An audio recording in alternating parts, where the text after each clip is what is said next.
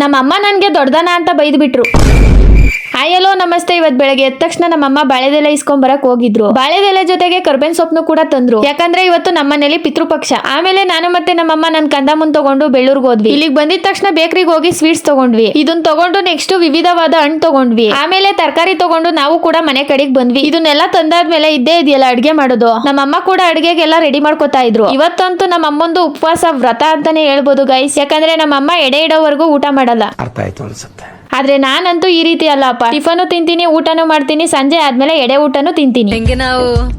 Super. ನಮ್ Tom ಅಣ್ಣನು ಕೂಡ ನಂತರ ಒಂದ್ ರೌಂಡ್ ಊಟ ಮಾಡಿ ಮಲ್ಕೊಂಡಿದ್ದ. ಎಷ್ಟೇ ಎಬ್ರಿಸಿದ್ರು ಎದೊಳ್ತಿರ್ಲಿಲ್ಲ. ನಮ್ ಹೊಟ್ಟೆ ಎಷ್ಟು ಉರ್ಸ್ತಾವ್ರೋ ಆ ಭಗವತ್ನ ನೋಡಿದ್ರೆ. ನಮ್ಮ ಅಮ್ಮ 10 ವರ್ಷದಿಂದ ತಗೊಂಡಿರೋ ಗ್ರೈಂಡರ್ ನ ಇವಾಗ ಅನ್ಬಾಕ್ಸಿಂಗ್ ಮಾಡ್ತಾವ್ರೆ. ಆಮೇಲೆ ಇದಕ್ಕೂ ಕೂಡ ರುಬ್ಬು ಅಂತ ಕೆಲಸ ಕೊಟ್ಟು ನಮ್ಮ ಅಮ್ಮ ಕೂಡ ಬೇರೆ ಕೆಲಸ ಮಾಡ್ತಾ ಇದ್ರು. ಆ ಕೆಲಸ ಏನಂದ್ರೆ ನಮ್ಮ ಅಜ್ಜಿ ತಾತ ಫೋಟೋನ ಒರೆಸ್ತಾ ಇದ್ರು. ಇವರೇ ನೋಡಿ ನಮ್ಮ ಅಜ್ಜಿ ತಾತ. ಇವ್ರಿಗೇನೆ ಇವತ್ತು ಎಡೆ ಇಡ್ತಾ ಇರೋದು. ನಮ್ಮ ಅಮ್ಮ ನಾನು ಸೇರಿ ಒಬ್ಬಟ್ಟು ಮಾಡ್ತಾ ಇದ್ದೋ. ಈ ಸಂದರ್ಭದಲ್ಲಿ ನಮ್ಮ ಅಮ್ಮ ಈ ರೀತಿ ಅನ್ಬಿಡದ ನನಗೆ. ನೋಡಕ್ಕಾಗ್ದೆ, ನಗಕ್ಕಾಗ್ದೆ, ಅಳಕ್ಕಾಗ್ದೆ, ಬಾಳಕ್ಕಾಗ್ದೆ, ಸಾಯಕ್ಕಾಗ್ದೆ.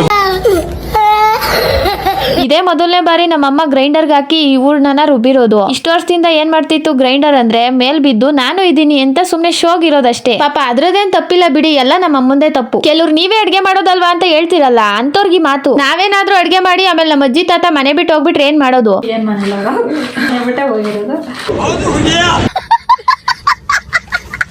ಇವತ್ತಿನ ಮಿನಿ ವ್ಲಾಗ್ ಇಷ್ಟೇ. ಮತ್ತೆ ಸಿಗೋಣ ಇನ್ನೊಂದು ಪುಟ್ಟ ಮಿನಿ ವ್ಲಾಗ್ ನೊಂದಿಗೆ. Thanks for watching.